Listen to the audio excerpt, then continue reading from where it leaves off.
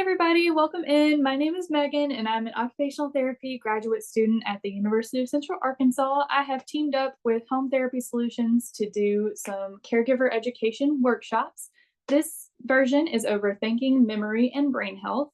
This is targeted towards caregivers who are navigating the early stages of cognitive impairment and how to manage symptoms and behaviors as they progress.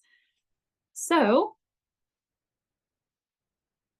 like I said, my name is Megan, and it's great to have you guys here. I'm going to open the floor to any practitioners that are here to kind of share about themselves and the clinic.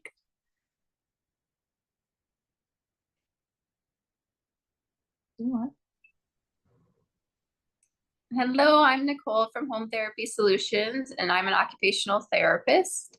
I work, like I said, for Home Therapy Solutions, seeing mostly older adults with dementia. Awesome.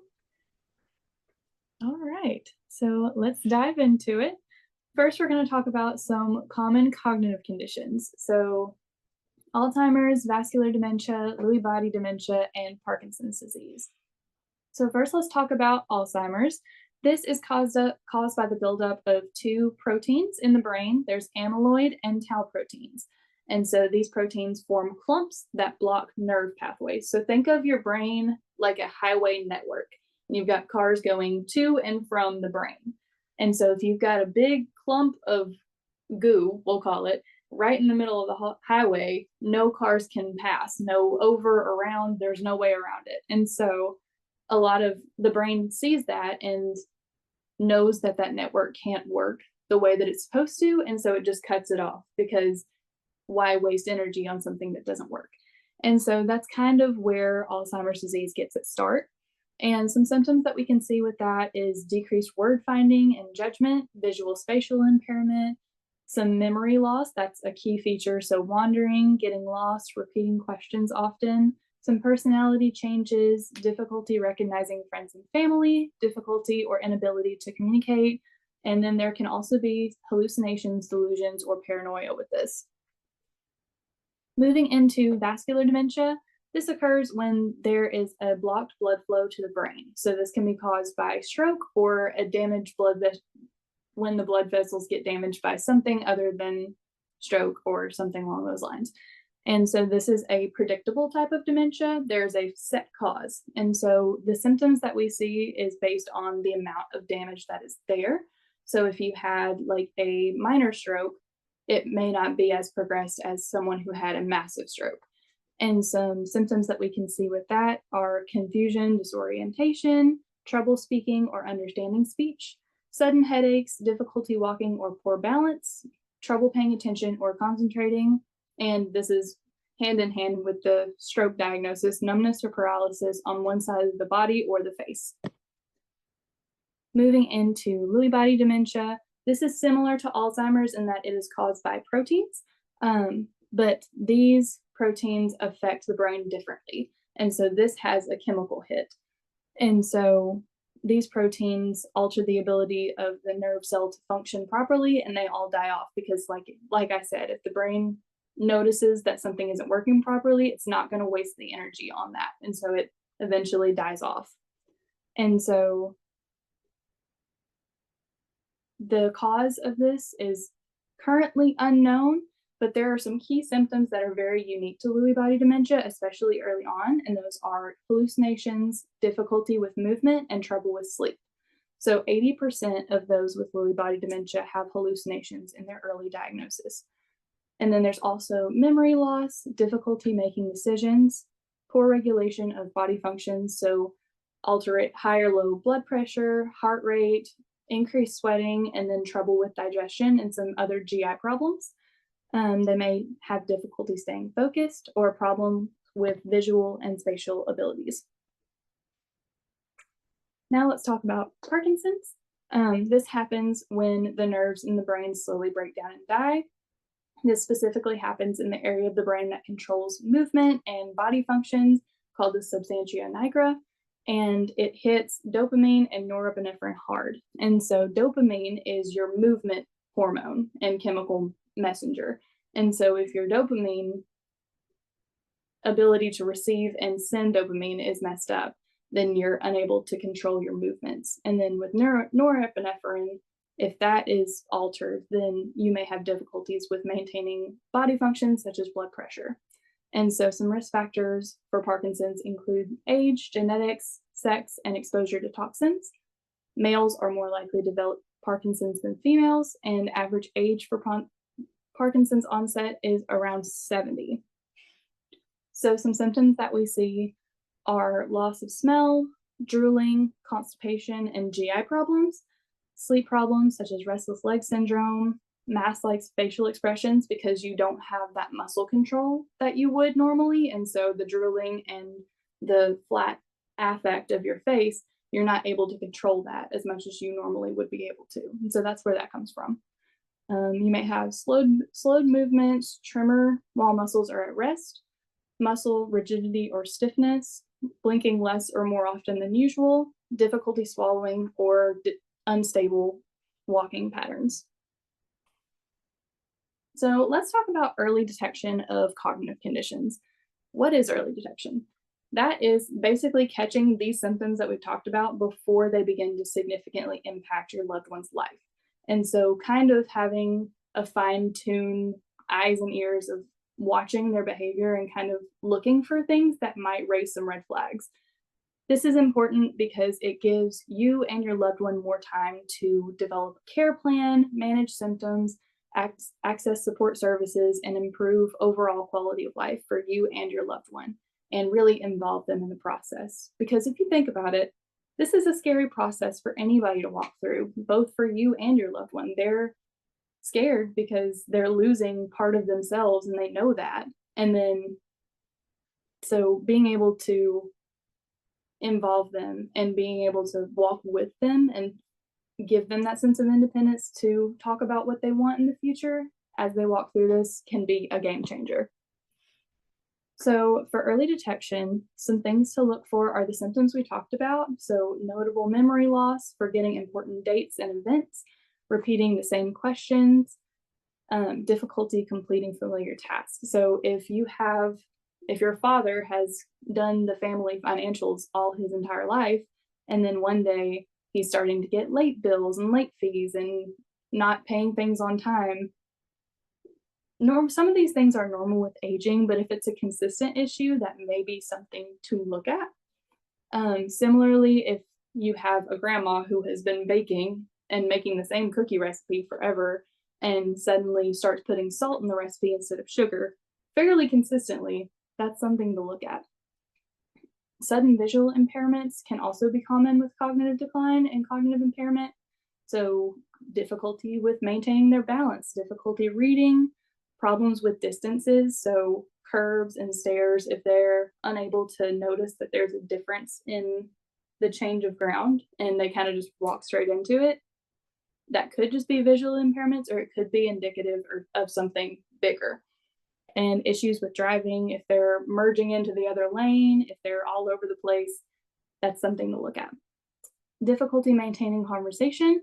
So if they're stopping in the middle of a conversation, if they're trailing off, having difficulty naming a familiar object. So if they said, the toaster box, the box, this box, that's something to look at. Using the wrong name of loved ones, or when naming an object, just like what I said. Some more things is misplacing things. So putting things in unusual places. So a phone in the freezer or milk in the cabinet. Now, this could be because of stress. I am guilty of doing this. When I'm doing finals or something, I've definitely put something where it doesn't belong, like chips in the freezer. But if it's common and it's happening more and more often, anyway, that may be something to check out. And another thing with the misplacing is they may not remember that they misplaced the thing that they use very often. So if they put their phone in the freezer, they may forget where it is, and then there's a paranoia and an anxiety there, and so they may start to accuse others of stealing from them. There's also decreased judgment or awareness, so they may make poor financial decisions or pay less attention to self-care or grooming. So someone who is taking such good care of themselves, dressed to the nines all the time, may not have showered in 2 weeks. And that's really a red flag there. Social withdrawal. This is a common symptom, and it makes sense because if you're having trouble with conversation, if you can't understand what your friends are saying and you can't communicate what you want to say, and on top of the visual changes and everything else, that's a lot of anxiety to have to deal with. So they may pull themselves back and be like, I don't even want to have to deal with this. And so they isolate themselves a lot. And then changes in mood and personality. They may become easily confused, frustrated, suspicious, depressed, or angry. So some things to do if you see these things, or if it's happening consistently enough to where you want to have that conversation and move forward. Talking to your loved one, that can be a hard step, because if they have felt this change in themselves and they've been an independent person their entire life, not having to rely on anybody, that's hard to process. And so if you notice that too and confirm their fears, that can lead to a lot of frustration and anger. And it's easy for them to react and be like, whoa, my independence is being threatened and you're threatening it. I'm going to come at you. But taking the time to prepare yourself adequately for this conversation and have it early and being able to come back to it can lead to getting the care that you need and the possibility of including your loved one in the future. And I have a conversation guide for how to initiate this conversation with a loved one in more detail. And so I would be happy to share that with you guys if you want it. So the next step for that would be going to the doctor and getting that medical assessment or diagnosis. So if you go in and get a comprehensive medical exam, that can give you some peace of mind for what is or isn't wrong. So it may not be what you think it is, but it's good to have that peace of mind and know that you've been there and you've done what you need to do to get answers. And some medical professionals may have some good advice for you if it is or isn't what you think. They may give you some good routes to take moving forward. And the third thing is educate yourself and seek support early. This is a hard thing for loved ones and their families to walk through. Seeing someone that you've cared about or maybe has cared for you your entire life lose who they are, that's really tough. And so joining some caregiver support groups and surrounding yourself with people who will listen to you and give you reassurance and guidance, that is so big and so important. So jumping into that early can really help you in your journey. So here's a conversation piece. If you've walked through this, kind of reflect on what your experience was like and what you would tell a caregiver if they were walking through this right now. That's something that I would like y'all to think about if you would like to. But let's move on to some common symptoms of progressing cognitive decline and kind of walk through these. I have a video I would like to show. I was able to experience in my grad school something called embodied labs, where I got to go into this clinic and put on these virtual reality goggles and the whole headset. It was a whole experience. But the whole point was I got to embody somebody who had a specific diagnosis or disorder, and my person that I got was dementia. And so with the goggles and the headset on, I got to walk through the stages of dementia as it progressed.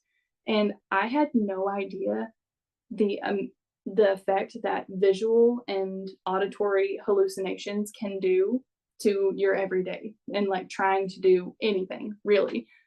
I was seeing things that weren't there. All the sounds were distorted. People were speaking gibberish, when in reality, that was my daily life, but I didn't see it like that. It was scary. And so I searched the internet trying to find something that would be a similar experience, and I found something. I hope it is as good of an experience for you as it was for me. Let's see. There we go. It's so lovely in the summer. It looks a bit flat now. I could do with getting out there with Amy to tidy it up a bit. Oh, it was so funny when I went out there in one welly and one sandal. I thought Amy was going to wet herself laughing. What am I like?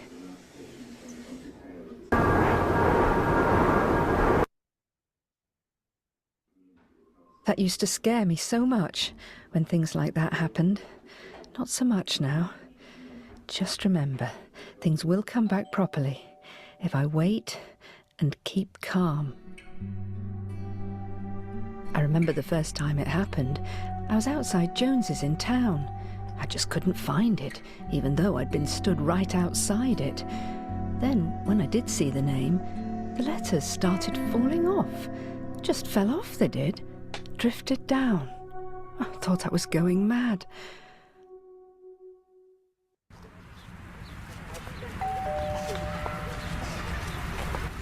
Oh, not mad. Just dementia. Me, of all people.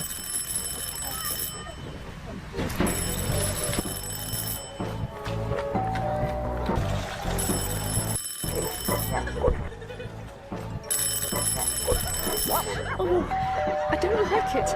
Make it stop. Stop. Are you okay? Oh, it's Tony. Oh, he was so handsome when we first started dating. I just loved going out on his motorbike. My dad was furious. Have we still got the motorbike? Motorbike? No. Can we go to that restaurant at Humphrey again? It was Yes, so of course. lovely with Amy and Josh last Sunday. It's booked as usual. I do like it there, but it did take me 20 minutes to find my way out of the ladies last time. Amy came to find you. It must mean Alison. Alison's always sitting down and having a chat with me. She was here last night. She sat on the end of my bed. We told stories all through the night about the fun we used to have. Oh, it's such a laugh with Alison. Good, clean fun, mind. We don't drink and never swear. What did he say? It's a bit cold here by the window. Let's get you back to your armchair. It is a bit cold. Tony really looks after me. He looks so sad sometimes, though. What is it that makes him worry? Hungry. Can I have my slipper? What? No! Can I have my slipper? These are your slippers. No! My slipper! Oh, For God's sake, my slipper! I'm hungry! It's not time. You... I want my slipper! I want my slipper! I want my bloody slipper, you shit! Oh, now I've upset Tony. Oh, at this rate, I'm never going to get my supper. Oh, supper. Oh, that was my fault, wasn't it? What an idiot. Why do I upset everybody? I'm useless. I love these old pictures. I think that's Alison. All right, I'm going to go ahead and stop it there. Let me find where I was.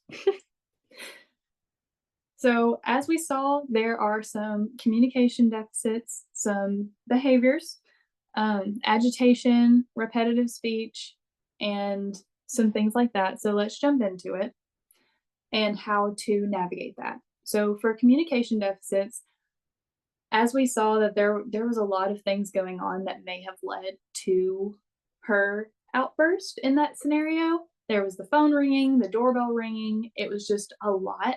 And so making sure your loved one is comfortable before communicating. So limiting distractions, turning off the TV or turning it down, making sure that there is good lighting and that their needs are met. So they're not hungry, they're not in pain, and they don't need to use the restroom. And then a big thing with communicating with someone with cognitive deficits is putting yourself in their shoes. So if you were in this situation and you weren't able to communicate what you wanted to say or understand what other people were saying, if it was complete gibberish, what would you want from your loved ones? How would you want them to navigate communicating with you and making sure that you're okay? Another thing is just listen carefully when your loved one is talking. So offer verbal and nonverbal encouragement. What's your body language doing? Are you on your phone? Are you looking like this? Or are you engaged? Are you making eye contact? Are you smiling and nodding? Just things, little things like that, because body language is so huge with someone with a cognitive impairment. Because if you can't speak and you can't understand what people are saying, body language is the next best thing. And so you're really taking in other people's cues, whether you realize it or not. Looking at their body language, because that may be their only way to communicate. So are they like rubbing their stomach? Are they giving you any cues for if their words aren't making sense, what they might need? And then giving them time to express their thoughts, because if they're trying to tell you something, the words may not always make sense and they may need time to really think through it before they can talk. And so giving them space to do that. And when you're talking to them, trying to use a tone that is calm and clear, using short, simple sentences, going at a slower pace than you normally would because it's difficult to follow, avoiding speaking sharply or raising your voice.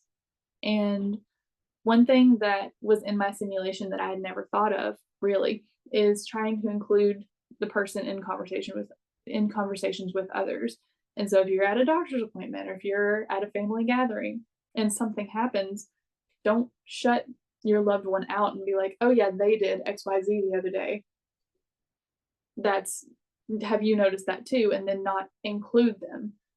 Bring the whole family in and say, hey, we noticed that this happened. What do you think about it? And kind of give them that space to say what they want to say. So navigating personality and behavior challenges is one of the most difficult tasks of caregiving with someone with cognitive impairment.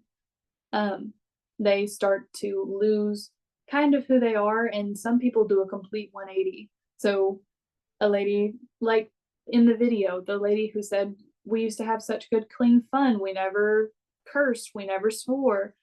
And then not even 2 seconds later, she is cursing at her son, who she thought was her husband. But it's really hard to see because you've known this person as who they were for so long, and now they're not. And so that's really hard to walk through. But the first step is understanding that they're not trying to be difficult and they're not trying to have these behaviors happen. It's all in their brain chemistry and they don't have control over it. And so a lot of it is trying to understand the triggers of when behavior happens and people have outbursts, what triggered it? So looking at, were they in an unfamiliar environment? Were they frustrated when they were trying to communicate and couldn't say what they wanted to say? Was there a lot of noise going on? Were they overwhelmed? So trying to get on their level and understand where that may have come from is a good starting point. So once again, body language comes back into play. So that can be very indicative, yes, of what may be causing their stress. And so if they're showing you that they're hungry or they need to go to the bathroom or anything like that, that can be a good start. And then thinking back to when the behavior started, did something trigger it? Was there unfamiliar sounds? Were there shadows in the room and they saw something that wasn't there? Were they having difficulty with a task or communication that led to some frustration? Because with someone with a cognitive impairment, there's a lot of networks in their brain that aren't working anymore. They shut down, and so they don't have as many resources to process stress that they did before. And so someone who may have been able to take hit after hit of bad things happening for a week at work in their 30s, 40s, 50s may only be able to handle one stressful thing before it sets them off. They aren't able to process stress as well. And so one frustration can lead to, I can't do this anymore, and just outburst in expressing emotion in the only way they can. And so looking at the cause of behavior and how to prevent the overwhelming thing from happening can be really impactful for them. So maintaining a calm tone and not showing frustration can really help if the behavior's happening, just being that calm presence for them, because in their brain, alarm bells are going off. They're here. And so being a calm presence for them and just giving them space to feel what they need to feel is huge. And so if it's been happening for a while and you feel like you can't take it, making sure that everybody is safe, your loved one is safe, you are safe, and then if you're able to, take a step away and take a couple deep breaths to bring yourself back down, because when they're here, you're likely going to come up to here. And so giving yourself space to kind of calm down before managing the behavior. Like I said, putting away objects that can be used in a harmful way. So kitchen knives, guns, putting them away. So if they feel out of control or acting in a way that's out of control, they don't hurt themselves or you. And trying to shift their attention to another task.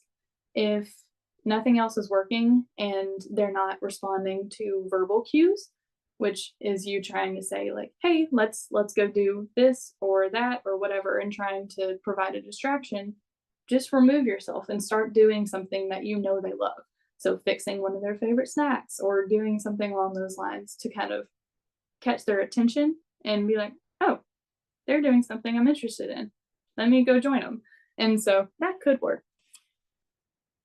So preventing behavior from happening, the ways that you can do that is maintaining a calm environment. So making sure the room is well lit, limiting the amount of clutter that's there, and decreasing the amount of noise that's in the environment. So turning down the TV or the music, or just kind of keeping a calm, bright environment for your loved one to hang out in. And then when you're talking to them, focus on a point of communication rather than open questions. So giving very black or white options, yes or no. Give them options to go with, not, what do you want for dinner? Be like, do you want Chick-fil-A or Buffalo Wild Wings? Those are silly examples, but in a more realistic way, instead of saying, what do you want or what's wrong, say, we can go to the bedroom or the bathroom. Instead of how do you feel, be like, are you feeling sad? And then, are you hungry? To dinner will be ready in 5 minutes. That's straightforward, that's to the point, and that gives them one track to follow. So another thing you can do is plan each day and provide a schedule so your loved one knows what to expect. This can be tedious, but once you get into the routine of it, it comes fairly easily. So incorporating enjoyable things like physical exercise, drives, or games with family and friends, and involving them in household chores can improve their sense of independence and give them something to do, and knowing what to expect is the big thing from this. So it keeps their environment predictable. And so if they know what's coming and can look at the schedule and be like, okay, dinner is at 5, movie is at 7, and kind of walk through it, that can be helpful as well. So just kind of reflecting on some things that, if you've been through this, what are some things that have worked for you? And what advice would you give caregivers walking through this right now? If you're currently going through this, what are some things that you think would be beneficial on top of what I said? So walking through some other behaviors, wandering is a behavior that often stems from anxiety. A lot of people with cognitive impairments reflect back to their childhood home or somewhere early in their life that they need to get back to. And so their home that they're in now is not their home. And so they're trying to get to that location, whatever it may be. And if also from anxiety, if there's a lot of feelings there, they're going to move around and try to get those feelings out in any way they can. So incorporating exercise into a daily routine can reduce restlessness and anxiety. Going on walks, doing little exercises with your loved one. I have a couple of exercise videos linked in that Google Drive that I can share that are really fun. They're caregiver and loved one exercises, and they're seated, they're accessible. All you got to do is move your arms and then kick your legs, and it's really fun. So recommend that. If wandering becomes a more frequent problem, you can add child-safe plastic covers to doorknobs, place covers in front of your doors to camouflage them. So not poster board, but the thicker kind of poster. You can block that. You can put that in front of your door. And especially in later stages of cognitive impairment, they can't tell the difference between the door and the wall. And so that can prevent a lot of wandering behaviors. And then if they do wander out of the home and get lost, having them wear an ID bracelet with their name, their diagnosis, their address, and a phone number to call if they do get lost can be beneficial too. And so incontinence is also a thing that people with advanced cognitive impairment struggle with. And so establishing a routine for toileting with your loved one, about every 2 hours, check in and be like, okay, let's go to the bathroom, and just check in with them and make sure that their needs are being taken care of in that area. Some more things you can do is use signs to indicate which doors lead to the bathroom. And so I've seen some people use neon orange tape and put like a cross or an X on the door or on the floor leading to the bathroom. So in well-traveled areas from the bedroom to the bathroom, there's orange tape on the floor to guide them to where they need to be. And if you don't feel safe with them leaving in the middle of the night, you can put a bedside commode in their bedroom for easy access.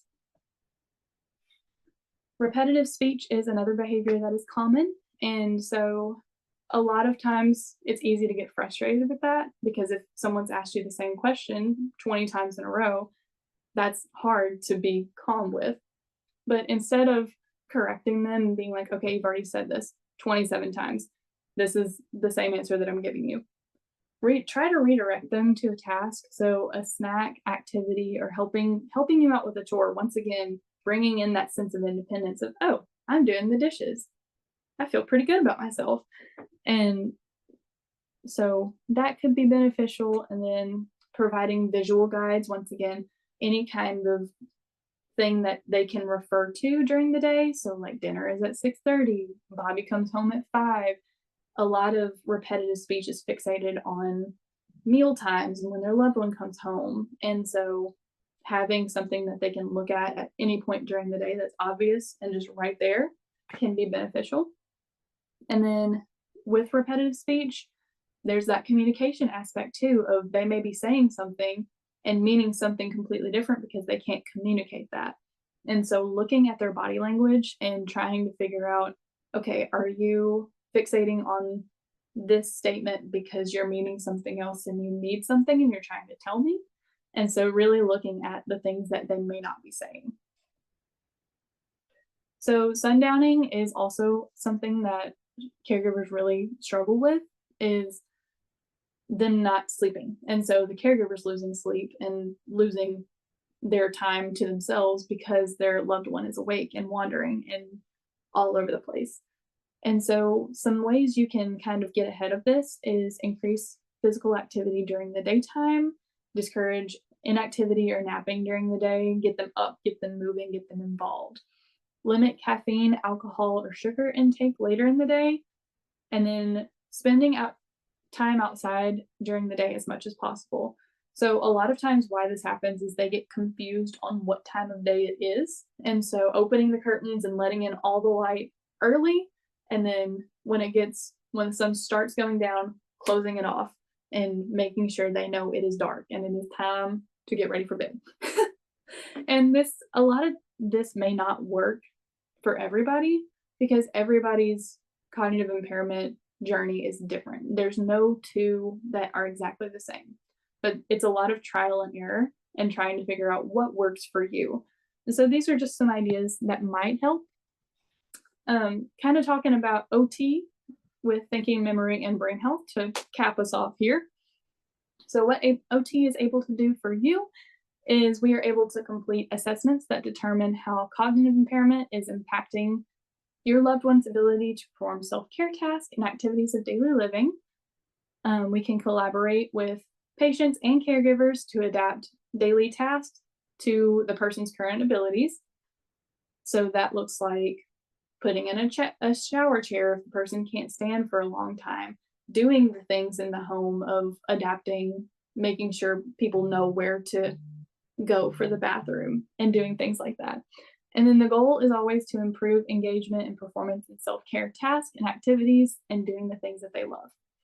And we can work on strategies to improve self-regulation, problem solving, and reasoning. All right. That is all I've got for you today. Thanks so much for tuning in. Thank you, Megan. Yes, Thank thank you, you. Megan. Can you hear me? Yes, I can. Yes. Okay, I think it's better with my video off. Otherwise, I'd turn it on. But I was just gonna say, awesome work on picking out those behaviors and really emphasizing that the sooner they go in and have that conversation and get a diagnosis and start really advocating for services that they can get, the better. And same for as soon as we can come in for occupational therapy, the better to address some of those behaviors. Like our Skills to Care program that we use, we break down all the behaviors, really look at the environment, the caregiver and the client, and ways that we can reduce those behaviors so that the burden or the stress of caregiving, we can reduce that and make it more enjoyable for the client, but also the caregiver too. And you had some really just great examples of what to do with if you're seeing certain behaviors. And I would say the ones I see the most would be the incontinence. That really seems to be something that takes a toll on the client and the caregivers, because they're losing that independence with toileting, but yet the caregiver's overwhelmed from having to take them to the bathroom so much, and then the cost of products, things like that. And then too, just, looking at things from their perspective of if they can't see very well, if the environment's very overstimulating, taking those into account. Sometimes it's just they're so overwhelmed. I even think of like when my kids are all screaming and yelling and making lots of noise, and how crabby and overwhelmed I can get from that. And I don't have a cognitive impairment. Trying to take that into account when I'm thinking of some of the behaviors I see with dementia too. So really great information you had today. Thank you for sharing. Thank you for adding to that. That's great points, and I'm glad you guys have that program. That sounds amazing. Yes, I love it. It's one of the better ones that we've used. So something to check out for sure. Absolutely. Well, thank you guys for hanging out. Thank you as well. I just want to add, it was really a very interesting talk. I didn't know dementia was like that, and the video that you sent and you showed was really interesting. Like the fact that they couldn't really tell the words, like words would be falling, or the fact that they say one thing and then do the action the next thing. So it's crazy. It's really interesting. I'm glad you liked it. Yes, I keep hoping these will be great too, because I think I could share this recording with some of my brand new clients that I just evaled this week. I would have loved to get them on, but we were kind of like take one step at a time. But I'm going to try to get them to join next week too. Awesome. Yay. Yeah. We'll take anybody and everybody. Right? All right. Okay. So Thank you so much. Yes, Thank have a you. good day.